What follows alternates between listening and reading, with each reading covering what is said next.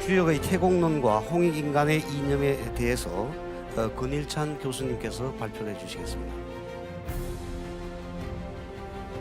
예, 제가 하는 것이 주역의 태공론과 홍익인간님인데 발표할 수 있는 기회를 주신 것 같습니다. 판단 기체에 대해서 감사드립니다. 말씀드리겠습니다. 주역의 태공론과 홍익인간님이라고 하는데, 제가 우리 환단고기를 중심으로 해서 우리 역사를 보니까 9200년 역사, 근데 9200년 역사의 역사 문화의 흐르는 맥을 한마디로 말하면 제가 보는 게 태극이더라고요. 태극이 우리 민족의 정체성이고 아이덴티티죠. 그리고 이 태극에서 모든 세계 종교가 나왔다 해도 과언이 아닙니다. 그러니까 태극에서 그러고 홍익인간님이 나왔습니다. 그리고 홍익인간 이념에 대해서 제대로 알려면은 태극을 알아야 되고, 태극을 알기 위해서는 뭐냐? 태극의 발원처인 주역과 그 후에 뭡니까? 천부경을 알아야 됐다고 그래요. 그래서 그런데 이제 다행스러운 것은 작년에 우리나라 정부를 상징하는 대표 문양으로서 로고로 태극 마크를 만들었죠. 정했죠, 그죠? 과거에는 뭡니까? 무궁화였는데 작년에 비로소 정부 수립 이후 67년 만에 태극 문양으로 바뀌었어요. 그 대단히 의미 있는, 또 이제 우리가 비로소 형식적이지나마 정체성 바르게 자리를 잡았다고 볼 수 있는 것이죠. 문제 제기. 지금까지 홍익인간 이념에 대한 연구가 단편적, 역사적, 감상적, 사상 철학적, 추상적, 관념적, 사회운동, 그리고 고전문헌에 근거한 해석 위주로 연구되어서 피상적 연구를 벗어나지 못하고 있다. 가장 기본적인 우리 민족의 이념인데 이게 제대로 연구가 안 되고 있어요. 그 연구 목적은 뭐냐? 홍익인간 이념에 대해서 근본적이고 과학적, 이 과학적이라는 말은 뭐냐? 즉 체계적이고 구체적이며 실제적인 연구를 통해서 홍익인간 이념의 신뢰성과 내용의 타당성을 높이고자 한다. 이게 연구 목적입니다. 이게 다른 말로 해서 홍익인간에 대한 보다 근본적이고 정확한 개념 정립을 하고자 합니다. 과학에 기초하지 않은 철학은 무의미하다. 과학은 발견하고 철학은 그것을 해석하다. 이게 아인슈타인이 한 말입니다.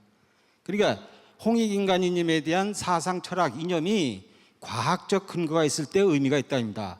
과학에 근거하지 않은 이념과 철학은 아무리 훌륭해도 그건 뭡니까? 생명력이 없어요. 들을 때는 그렇다는데 지나면 다 잊어먹어요. 그러나 홍익인간이념은 달라요. 이건 과학에 근거합니다. 과학이 무슨 과학이냐? 우주과학에 근거한 겁니다.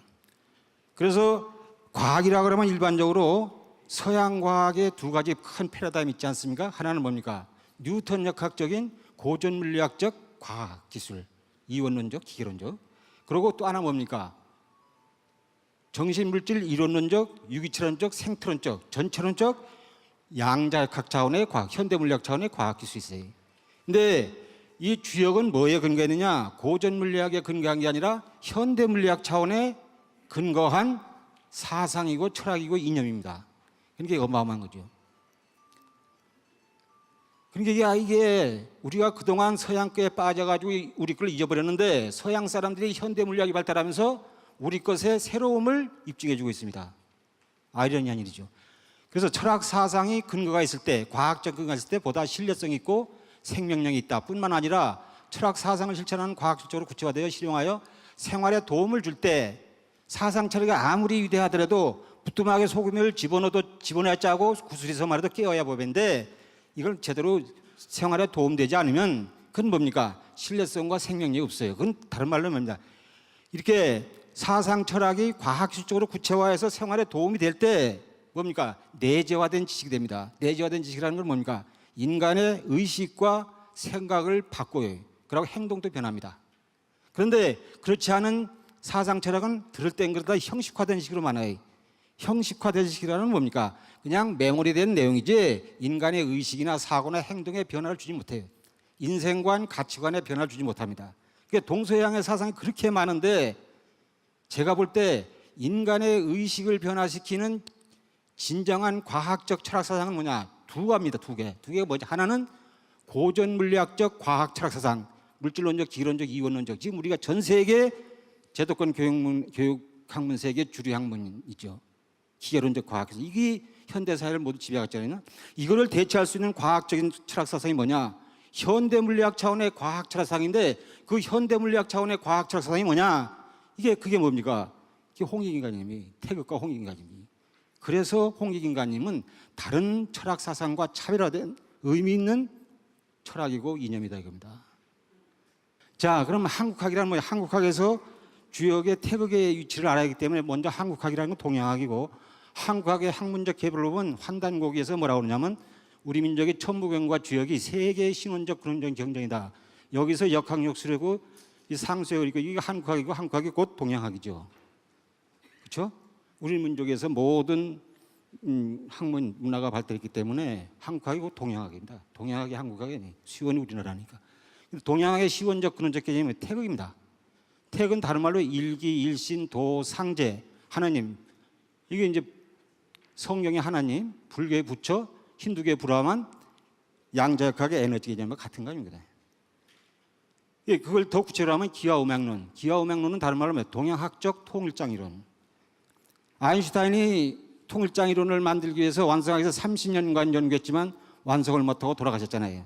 근데 최근에 끈이론, 스트링 시어리라는 게 나오면서 그 가능성을 시사하고 있는데 우리 민족은 거의 수천 년 전에 이 통일장이론을 만들어 놨습니다.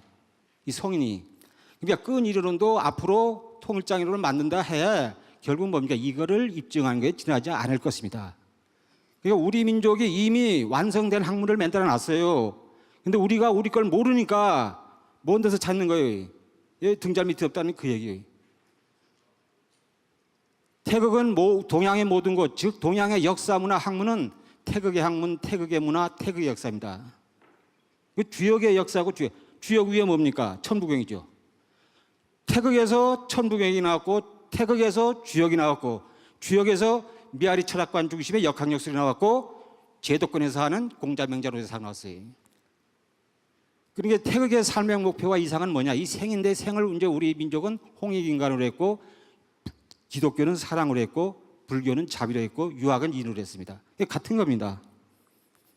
그래서 이 책이 80년대 세계적인 그 학계의 센세이션이라는 책이었습니다.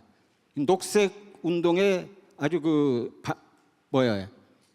기폭제가 된 책인데 카프라라는 사람이 누구냐면 미국의 유명한 그 뭡니까? 유명하다기 모르고 양자학 현대물리학자지요.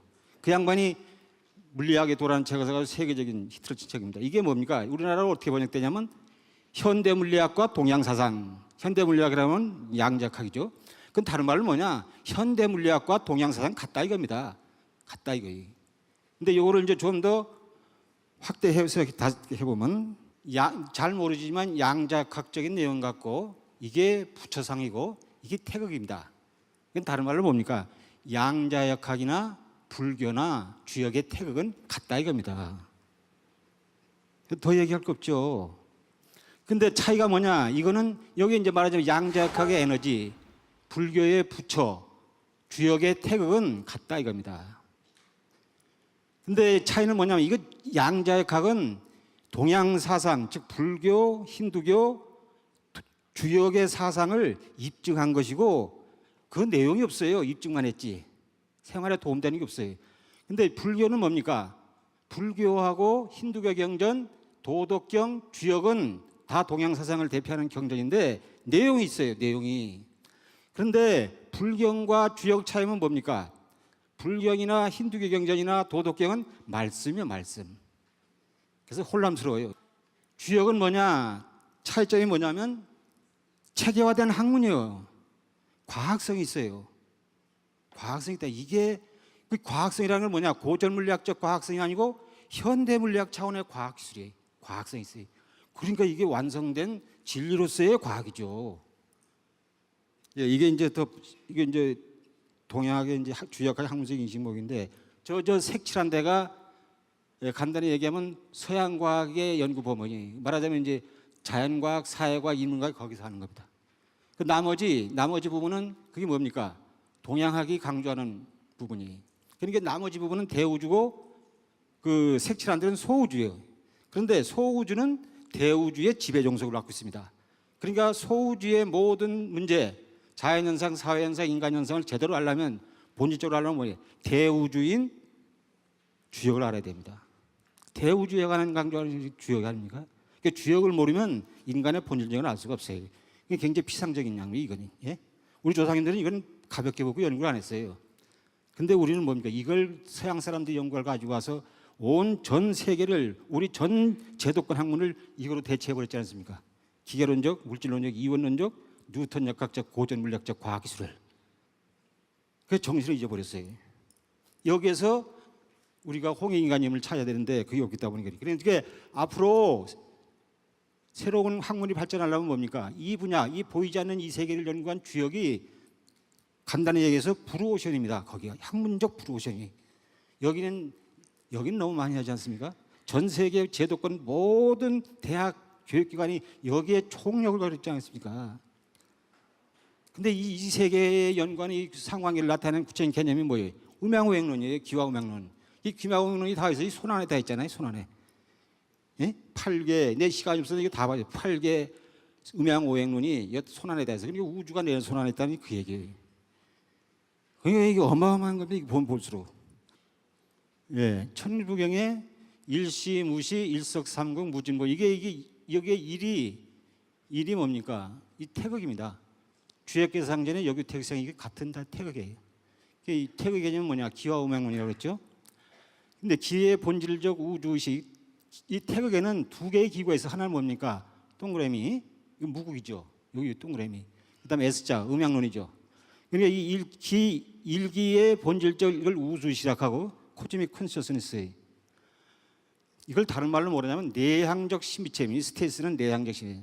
내면의 수련을 통해서 우주가 하나라는 걸 깨달은 그걸 코즈믹 컨셔스니스라고 합니다. 리차드 보크는 이걸 우주의식이라고 했죠. 불교의 공, 양자역학의 부호서, 론로칼, 그리고 직관적 깨달으면 체오, 호미세, 존재, 비잉. 이런. 음양이계 실존적 현실적 우주식에서는 뭡니까? 외향적 바깥에서 하나를 찾는 그 하나가 뭡니까? 우주는 보이는 만물은 음양으로 다 설명할 수 있다는 얘기입니다. 하나로. 불교의 세계죠. 현실 세계니까. 국소성, 이지적 사고, 실존, 상대 세계. 그러니까 이 음양에 의해서 나온 구체적인 개념이 뭡니까? 상수역과 학문이 상수역과 의리. 아까 얘기한 이게 전부 다 음양론에서 나오는 구체적인 학문들이죠. 자, 그럼 궁극적 깨달음의 개념 태극의 우주의식에 대해서 알아보기 위해서 태극을 알아야 뭡니까? 홍익인간을 알으니까 궁극적 깨달음의 개념인 태극의 개념을 알아보자입니다. 태극의 기는 일기는 기독교의 그리스도 메타노이아, 불교의 니르바나, 힌두교의 브라만, 요가의 사마디 같은 개념이다. 학술적 개념으로는 서양 사람들은 우주의식이라고 한다. 코즈믹 컨셔스니스. 이게 이 책이 어디냐면 이 리차드 버크라는 사람은 누구냐면 캐나다의 의사 심리학자인데 이 양반이 어느 날 갑자기 이 각성의 경이적인 각성의 순간을 경험했어요. 말하자면 니르바나 단계에 이른 거죠. 그러고서 이제 그 양반이 그 고양된 의식 상태에서 세계적인 종교 경전을 연구를 했습니다. 불경, 성경, 크리스나무리티, 도덕경 이런 걸 연구를 해가지고 그 의식이 최고의 그 니르바나 단계에 이른 상황을 이렇게 묘사했습니다. 이렇게. 예? 원래 그 깨달음이 니르바나의 단계에 오르면은 그 말로도 표현도 못하고 상징적으로 표현도 못한다는 거 아닙니까? 근데 그렇게 황홀하고 그렇게 지복스럽다는 거 아닙니까? 그렇게 한번 그 코즈믹 컨셔스너스 단계에 이르면 무엇과도 바꿀 수 없는 그런 황홀하고 그게 또 한번 그렇게 깨달으면 그런 체험하면 평생 간다는 겁니다. 그런데 이 리차드 버크가 세계적인 경전들을 다 연구를 해가지고 표현을 말로 못하고 상징적으로 못하는 것을 그 나름대로 이렇게 해놨어요. 이렇게. 그런 이제 시의 내향적 신비체이죠. 근데 그 내용을 보면 첫째가 이원성의 통합과 궁극적인 하나라는 이해. 일기죠. 근데 우주는 죽은 기계가 아니고 살아있는 유기체이며 생명체이다. 우주는 본질과 목적상 무한히 선하고 이 세계를 떠받친 원리는 사랑이다. 이 불교의 우리 유교의 성선설 기독교의 사랑, 이 주역과 같은 얘기예요. 이게 그냥 개인의 주관적인 뭐 판단이 나오는 게 아니라 궁극적 진리, 우주에서 나온 겁니다. 과학성 있는 것이죠. 일상적인 자아 실존과 함께 거대한 전체의 감정이 찬다. 이 전체적으로 사물을 볼 수 있는 개별적인 실존은 죽음을 넘어서 연속적이며 영원하다. 죄의식과 공포가 없다. 근데 제가 이해를 못하는 게 잘 안 되는 게 아직도 또 해야 되는데 이 죄의식이 없어진다는 말이 이게 빠져나올 죄도 없다는 거예요. 이게 굉장히 혼란스러워요. 우리는 지금까지 죄 짓지 말고 옳게 살라고 했는데 여기 가보면 죄의식이 없다는 게 빠져나올 죄도 없다는 게 그럼 뭐예요? 모든 죄인이 이것을 우리가 궁극적으로 볼 때 이걸 부정할 수가 없다는 얘기입니다. 그거 굉장히 혼란스럽습니다. 나도 이거 이해를 못합니다. 우리 다들 이원론적인 서양 그 기독교 사상에 너무 젖어가지고 이걸 이해 못합니다. 그러나 그게 잘못됐다는 얘기니. 그다음 행동과 배움과 행동 모두에 엄청난 능력을 갖는다. 이런 사람의 대표적인 사람은 누구예요? 석가 예수가 이런 장관들아니 초능력이 생기잖아요. 에? 그런 장관들은 다 우주의식을 체험한 사람이고 그 우주의식 체험하에서 말씀으로 글로 표현한 것이 성경이고 불교이고 힌두교 경전입니다. 근데 주역은 뭡니까? 체계화시켜놨답니다. 학문적으로. 그러니까 막말로 해서 도덕경이니 불경이니 성경은 힌두교 경전 우리나라 말로 말하면 요새 말로 하면 레포트요. 레포트. 보고서입니다. 우주의식을 체험한 레포트고 주역은 뭡니까? 체계화된 학문이기 때문에 논문이에요. 논문. 수준이 높죠. 자, 그러면 이제 아까는 음양 일기에 태극 일기에 대해서 우주의식을 설명했는데 태극 2기 천지죠. 천지 태극의 실존적 우주의식 세계관을 봅시다. 천지의 덕성은 주역 건곤계의 괴사에 잘 나타났습니다. 뭐냐면 천의 덕성은 건계의 사상전을 보면 천일 상할 천의 권한이 군자여 작양불실하여 자강불실이고 지는 뭐예요? 곤계에 잘 나타나는데 여기는 뭐냐? 후덕재물입니다. 그러니까 자강불식과 후덕재물이 태극의 실존적, 현실적 행동 규범을 나타내는 겁니다. 인간은 자강불식해야 되고 천의 득성을 본받아서 또 뭡니까? 땅의 득성을 본받아서 후덕도 재물해야 된다. 만물을 후하게 해서 모든 걸 실어야 된다는 얘기. 그런데 최초의 음양인 천지 덕성을 나타내는 대표적인 내용은 건은 자강불식이고 고는 후덕재물이다. 그런데 천지 덕성 중에서 우선순위가 건이 먼저이고 곤이 다음이므로 자강불식이 먼저이고 후덕재물이 그 다음이다. 그러니까 우리가 이걸 실제 정치나 경제하고 부딪히면 접목해보면 경제 성장을 먼저 이루고 이게 자강불식이죠. 그 다음에 분배가 이루어진다 이런 얘기입니다. 그렇죠? 근데 자강불식만 있고 후덕재물이 없으면 한쪽으로 치우치면 이게 안 맞네. 그러니까 역동적인 균형을 자강불식도 중요하지만 후덕재물을 했을 때 균형을 이룰 때 그게 도의 세계고 그게 홍익인간의 세계입니다. 자, 그럼 홍익인간 이념은 뭐냐? 태극의 개념이 이제 앞에서 살펴봤으니까 그걸 근거로 홍익인간 이념을 정의해 봅시다. 홍익인간 이념의 구체적 내용은 홍익인간의 발원체인 태극의 개념과 상응해서 두 가지로 나타날 수 있다. 첫째, 본질적 우주의식인 일기 태극의 홍익인간 뭐냐? 홍익인간 너나가 하나 되고 하나라는 건 뭐냐? 인간, 천지, 자연, 동물, 식물 그리고 신 이게 다 하나다 이겁니다. 그러니까 자연도 보호해야 되고 하늘도 보호해야 되고 조상님도 모셔야 되는 겁니다. 신도 하나니까. 이 하나라는 건 뭐예요? 현실적으로 얘기하면 상호 영향을 주고받는 유기체적이고 생태론적이라는 겁니다. 하나라고 물리적으로 이렇게 하나라는 얘기 아니고 유기체적이고 생태론적이다. 그러니까 지금까지 서양 물질과학이라는 거 뭐예요? 정신물질 이원론, 자연과 인간 분리식 이원론적인 거 아닙니까? 이 아리스토텔레요. 그러다 보니까 뭡니까? 갈등과 조화가 이루어지지 않죠. 그러다 보니까 현대사회가 뭡니까? 환경 파괴와 인간성 상실이 이원론적 서양 과학기술의 결과입니다. 그렇지 않습니까? 그러니까 이걸 보완하려면 뭐예요? 동양화가 안 할 수가 없어요. 이 앞으로 갈 수밖에 없어요. 앞으로 이제 나오겠지만. 그래서 하나이기 때문에 마음 하나는 큰 것이다. 세상은 하나에서 시작해서 하나에서 끝나고 하나를 이루는 건 사랑과 자비이다. 사랑으로 이루고 통하는 화합과 통합, 상생의 세상을 깨달아 소래의 존재 가치를 인정하고 공동으로 노력하고 사랑하야만 나를 비롯한 모두가 공존 번영할 수 있다는 생명 사상이다. 예. 그다음에 홍익을 좀 더 부연 이건 좀 단조로우니까 홍익을 좀 더 부연 설명하면 주역의 홍은 천하동인계하고 이건 풍례이계와 관련해서 말씀이죠. 천하동인계는 뭐니까 개사하면 동인우야. 동인을 하되 사사로운 정운하지 말고 넓고 먼 데서 살아는 대동, 유교의 대동사회가 홍익인간이고 이게 뭡니까? 천하동인계에서 나온 겁니다. 그 다음에 풍례이계는 뭡니까? 단서에 손상익하야 미련무광하니 자상하하니 기도대광이라. 위를 더러 아래를 더하니 백성이 구한다. 위로부터 자기를 내려 아랫사람이 낮추니 그 도가 빛나다. 이게 이제 홍익인간을 더 부연 설명한 겁니다. 결국 주역의 동인계와 이계의 의미가 지공무사하게 하나 모두 인간, 자연, 동식물, 신을 두루 이롭게 하는 것을 의미하므로 크고 넓게 일하라는 홍익인간념을 잘 나타내 주겠다. 이거와 이 개념이 잘 어울리죠. 자, 그럼 음양 2기의 실존적 우주신 태극의 홍익인간념과 관련해 가지고 태극의 개념과 관련해 가지고 홍익인간을 정의합시다. 태극은 창조자이고 천지는 피조물인데 창조자와 피조물은 본질적으로 하나이며 분리될 수 없다. 그러니까 천지는 태극의 정신을 그대로 받아들이는 거예요. 천지의 정신은 곧 그 속에서 자란 만물망사 인간의 부모죠. 인간의 부모가 천지 아닙니까? 따라서 최초의 음양인 천지의 덕성은 태극의 정신을 구체적이고 실존적으로 나타내는 것이다. 그것은 곧 천지의 덕성의 구체적인 내용이 홍익인간의 실존적 구체적인 현실적인 내용이 된다 이겁니다. 그 뭐냐? 천의 덕성은 자강구식이라고 했죠. 이걸 자강과 구식을 나누면 자국은 뭐냐? 자주, 자조, 자립. 우리나라 말에 그 전서부터 들어온 얘기, 어른들한테 들어온 얘기지만 겉벌이 서말이면 처가살이 안다. 우리 민족의 강한 그 자주, 자조, 자립 정신, 이 자강불식에서 나온. 불식은 뭡니까? 근면, 우리 민족의 끈질긴 근성.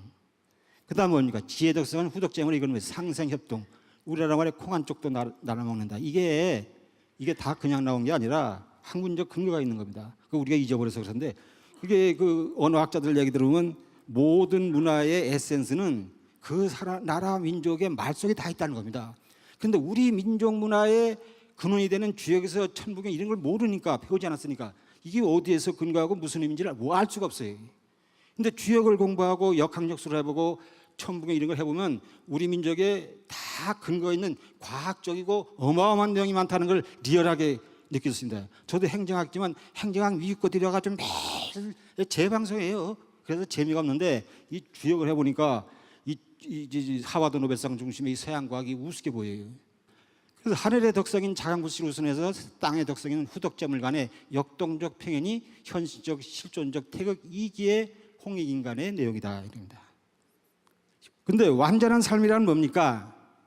내면의 하나에 대한 깨달음의 우주식, 본질주의과 현실세계 일상적 논리, 실존적 우주식, 이기 음양론이 서양, 이게 또 서양까지 다 합쳐서 중도적 조화가 바람직한 삶이라는 겁니다. 그걸 이제 화강동진이라고 하죠. 이 화강동진이라는 건 뭐냐? 깨달았다고 현실 생활을 무시하고 현실에 어울려 살지 못하고 세속적인 의미를 안 하면 그건 진정으로 깨달은 사람이 아니라는 게. 이게 화강동진이라는 건 뭐냐? 깨달음의 빛을 안으로 감추고 일상생활을 같이 세속적인 일을 같이 어울려서 하는 것이 진정한 깨달음이라는 겁니다. 이거 깨달았다고 무주식을 못하면 니르바나라고 세속을 무시하고 가정도 돌보지 않고 대충 그가 잘못된 거라는 겁니다. 그 이제 그 서양의 인도의 그 힌두교가 굉장히 발전하지 않습니까? 그 사람들 얘기 들으면 그런 얘기가 많이 나와요. 그러니까 이게 현실적인 건 뭡니까? 이기고 깨달음에 비치는 거예요. 내면의 일자 아닙니까? 이걸 조화를 이뤄야 된다는 거예요. 그래서 결론적으로 제세의와 홍익인간이는 뭐냐? 첫째, 태극 일기의 본질적 개념인 천인합일적 우주시 관점에서 생명, 사랑과 자비, 정선으로 지공무사하게 모두 인간, 자연, 동식물, 신을 화합과 통합 그리고 공존하면서 둘이 이롭게 하는 것을 근본으로 해서 실존적 현실적으로는 천지 음양 덕성에 맞는 자강불신을 우선으로 해서 후덕재물과 역동적 균형을 바람직한 행동기본을 제시한 궁극적 진리로서의 보편적인 과학적意味다 이겁니다. 홍익인간 이념이 그냥 개인의 주관적 이념이 아니고 우주 이치에 의한 궁극적 진리로서의 과학성이 있습니다. 태우에서 비롯된 상수역과 의리역은 제세의와 홍익인간을 구체로 비춰나기 위한 진리로서의 철학적 과학적 학문이다. 이 제세 이화라고 했지 않습니까? 이화세계, 이화세계인데 이화라는 건 뭐예요? 진리로서 가르치고 통치하고 다스리라는 얘기입니다. 그 진리가 뭐냐? 자꾸 이와 세가 이어서 막연하게 하는데 이와 세의 그 진리라는 건 다른 말로 주역에서 나온 상수역과 의리역입니다. 그러면 지금 뭡니까? 현대 서양 과학기술은 진리가 아니고 가짜 진리로 가르치고 세상을 통치하니까 뉴턴 역학적인 물질론적 기론적 과학기술에 근거한 우리 사회과학, 인문과학, 자연과학을 가르치니까 개개인간 근대 사회라는 건 개인주의 아니에요. 그러다 보니 개개인이다 보니까 뭡니까? 세상이 이렇게 황폐돼 버렸어요. 지금 지구와 인류가 존망의 기로에 와 있잖아요. 그렇게 존망의 기로에 와 있도록 주도해온 대표적인 학문이 뭐예요? 뉴턴 역학적인 물질론적 기론 이원론적 과학기술이에요. 즉 전 세계 제도권 교육 학문사에서 매일 연구하고 가르치는 그 내용이에요. 그렇잖아요. 홍익인간 이념은 우주과학인 태극과 우주의식에 근거한 사상이고 철학으로 이념으로써 과학성을 밝혀 신뢰성과 내용의 타당성을 높이자 했다. 태극과 우주의식 그리고 홍익인간은 삼위일체이다. 즉 태극이 체이고 태극을 구체적으로 설명한 내용이 우주의식이고 우주에서 나온 사상 철학의 용으로서의 제세이와 홍익인간입니다. 네. 특히 태극에서 비롯된 상수적인 역학력술이 현대 물리학이 발달하면서 그게 새로운 과학으로 조명을 받기 때문에 홍익인간 사상은 뭐냐? 서양 상수역인 동양 과학수의 가치와 더불어 다른 사상 철학과 차별화된 생명력 있고 영원한 사상 이념이 될 수 있다는 겁니다. 그러니까 고전 물리학적 과학 철학이 지배하는 현대 사회가 이제 막다른 골목이지 않습니까? 예? 벼랑 끝에 와 있어요. 그러면 그거를 대체할 수 있는 새로운 과학 기술이 뭡니까? 그게 태극과 태극에서 비롯된 역학력술이에요.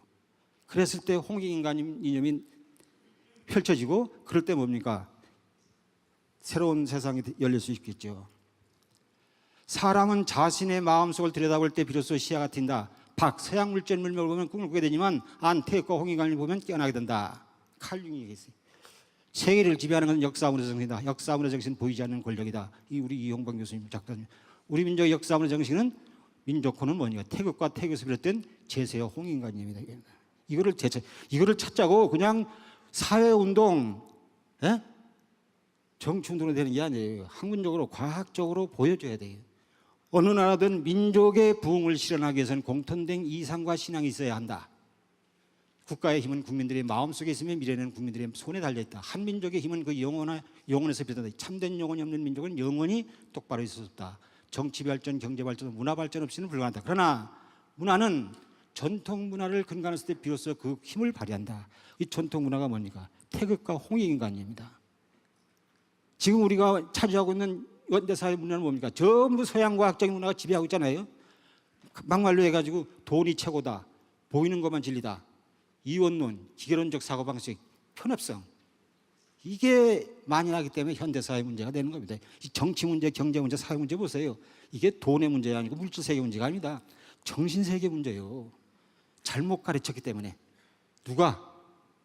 우리 후손들이 서양 과학기술을 너무 지나치게 우리 걸 무시하고 일방적으로 가르쳐가지고 우리 전통문화를 다 제도권에서 배척해버렸지 않습니까? 그냥 겨우 뭐 공자, 맹자, 노자장대 과학성도 없는 거 그 기본적인 얘기만 하니까 그게 힘을 발휘하지 못하지요.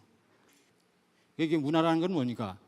표리가 있고 본말인데 표면적이고 말초적인 것이 눈에 띄죠. 그러나 그 표면적인 이면에 본질적인 걸 볼 줄 알아야 합니다. 그 이면적인 근본적인 장식문은 뿌리 문화를 고찰해야만 한다. 그게 뭡니까? 뿌리 문화가 이면적 뿌리 문화가 태극과 홍익인간입니다.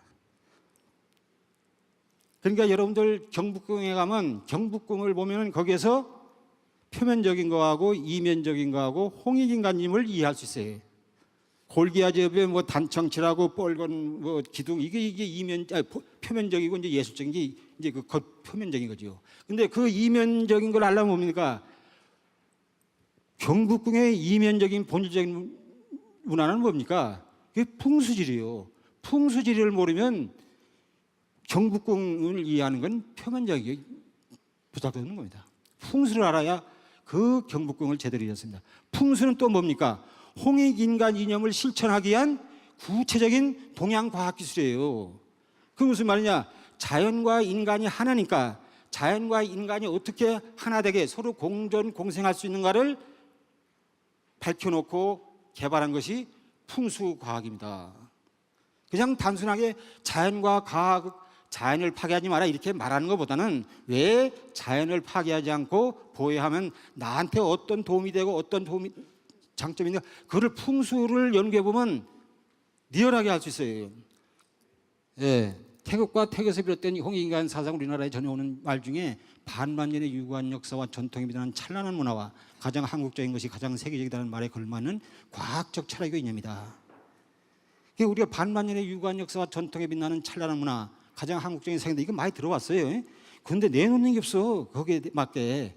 왜 우리 문화라고 하면 뭐 옛날 우리 국내에서 배운 게 뭐예요? 신라시대 금관, 고려 청자, 이조 백자, 한글, 또 뭐 불상 같은 거 이런 거 해놓고 그런 걸 갖다 놓고 그래 반만년의 유구한 역사와 찬란한 문화, 가장 한국적인 게 사전세계다 떳떳하게 얘기할 수 있어 세계 사람들한테? 그게 이 체육과 홍익인간님이 여기에 걸맞는 내용입니다. 이걸 모르니까 왜 모르느냐? 그걸 하려면 주역을 알아야 되고 천북을 해야 되는데 그걸 배우지 않아서 자꾸 제 자랑해서 죄송합니다만 이거 사실입니다. 뿐만 아니라 홍익인간사는 우리 민족만의 사상이 아니고 세계와 지구촌 시대의 공존과 공영, 평화, 번영을 위해 상생 협력하는 새로운 문명을 위한 인류 보편적 인연과 사상이 될 수 있다 이겁니다. 즉 25세기 작가이며 루마니아 용영 작가인 게오르그 신부가 태극기 감시하고는 홍익인간 사상이 21세기를 주도할 사상이라고 말하는 거죠. 이게 맞는 얘기입니다. 예, 그래서 여기 카프라가 터닝 포인트라는 책에 보면은 봐, 여기 있으면 이 부패의 시대가 지난 다음에 뭡니까? 일대 전환기가 온다. 어떻게 오느냐? 사라졌던 강력한 빛이 다시 다시 온다 겁니다. 그게 뭐냐? 이게 이겁니다. 이 빛이고 이건 어둠이 아니 음은. 이 빛이 왔나 어둠 속에 빛이 이제 나와야 이제 이 세상이 밝아집니다. 구제가 됩니다. 그게 뭡니까? 구체적으로 주역과 주역에서 비롯된 역학역술이고 이념적으로는 뭐냐? 태극과 홍익인간입니다. 이 타임업이라는 게 타임지의 카버스토리에 나온 거 아닙니까? 미국은 명상의 과학, 사이언스라고 써죠. 이게 과학기술, 정신과학기술 하나입니까? 이 주역에서 근거한 겁니다. 근데 이게 그거 보면은 여기 중요한 게 뭐냐면 Meditation is now moving into the mainstream이랬어요. 명상에 미국의 주류 학문으로 지금 움직이고 있다 이겁니다. 그러니까 미국은 서양은 이제 물질 세계를 넘어서 정신 세계로 가고 있습니다. 왜? 물질적으로 아무리 풍요로워도 정신 세계 문제가 있지 않습니까? 공허감, 허무감, 스트레스, 소외감, 불안, 초조, 공포감 이런 게 시달리잖아요. 공자님이 석가가 뭐 108번 이런 얘기. 그런 문제가 심각. 그러니까 애들도 이 명상 교육을 시켜야 하지 않습니까? 메인스트림. 그러니까 이건 다른 말로 뭡니까? 동양 정신과학 기술이 지금 미국에 전파되고 이런 거에 모든 근거가 어디에서 근거합니까? 학문적으로 주역이에요. 이제 17세기 이후 근대 사회라는 건 서양 물질과학 시대고 21세기 지금 탈근대화 시대하는 게 포스트 모던 정신과학 기술 문명 시대. 근데 이때는 가짜 진리로도 제세와 홍익인간으로 바뀌어야 됩니다. 그러려면 뭡니까? 태극과 태극에서 비롯된 이걸 해야 됩니다. 이때는 뭡니까? 근대 사회라는 건 노동과 소비요. 일을 해가지고 돈을 벌어가지고 소비하는 재미로 살았어요. 그죠? 근데 지금은 뭡니까? 앞으로는 수행과 낙도가 주도하는 시대가 되네. 그러면 그 수행과 낙도에 대한 근원적인 학문이 주역이 동양 정신과학 기술 문명 시대로 갈 수밖에 없다는 거예요. 감사합니다.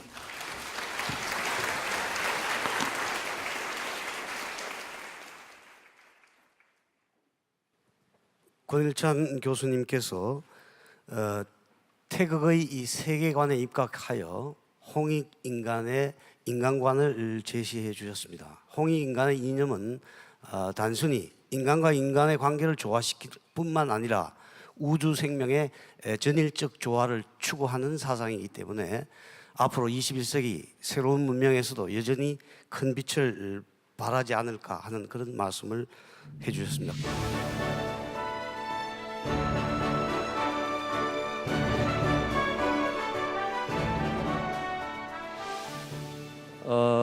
앞선 발표에서 정경희 교수님이 그 중국에서는 천인 분리로 홍사문을 해석한다고 하셨는데 반면에 우리는 천인 합일이라는 관점을 얘기하셨고, 좀 나간다면은 우리 지금 전통 문화 우리 정수라고 한다면 신인 합일이라고 하는 개념으로 압축이 되지 않는가 이렇게 생각을 합니다. 지금 이 발표자께서 말씀하신 주역과 홍익인간이라고 하는 것을 실천적으로 만나는 곳이, 제가 하나 예를 든다면은 세종대왕의 훈민정음이 아닌가 이렇게 생각을 합니다. 그런데 훈민정음을 우리가 독해를 해보면은 신과 인간을 분리하지 않고 하나로 합일되는 것, 그 경지가 이제 인간의 인생의 유일한 목적이다라고 하는 매우 명쾌한 담론으로 집약이 됩니다.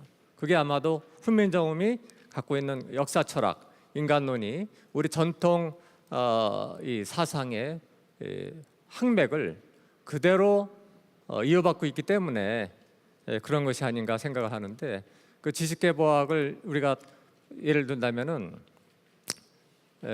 세종대왕의 스승이 이제 행천이암 계열이었고, 그다음에 세종대왕의 사상이 세조 때 압박 위축이 되는 과정에서 제하로 들어간 것이 김시습, 서화담, 이지함, 그다음에 남명조식, 혹은 이제 그 후에 이 정조대 유득공, 이덕무, 박제가 이런 사람들이 있는데, 이 사람들과 교유한 사람이 이제 이서구가 있습니다. 이서구 선생이 바로 전라감사였고, 이분의 문화에서 이운규 선생이 이제 나왔는데, 연담 이운규 선생 밑에서 바로 동학을 창도한 최재우, 그다음에 정역을 만든 김항, 이 제자가 길러졌고, 거기서 바로 이제 뭐 동학, 보천교 이런 우리 정신사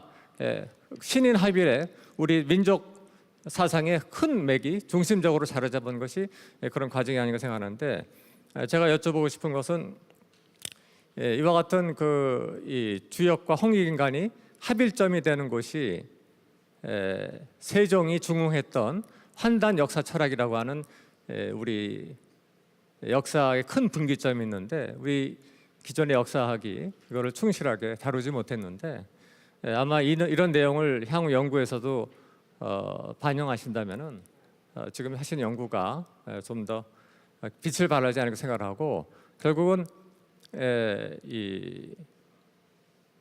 우리가 이제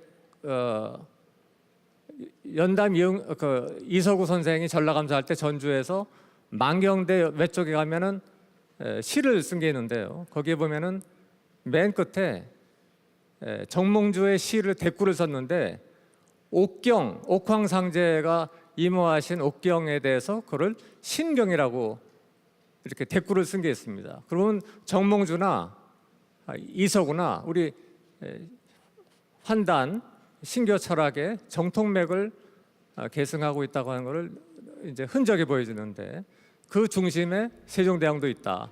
이 같은 점을 향후 연구 반영하시면은 흥미로운 연구가 되지 않을까, 그런 생각을 좀 해봤습니다. 네, 감사합니다.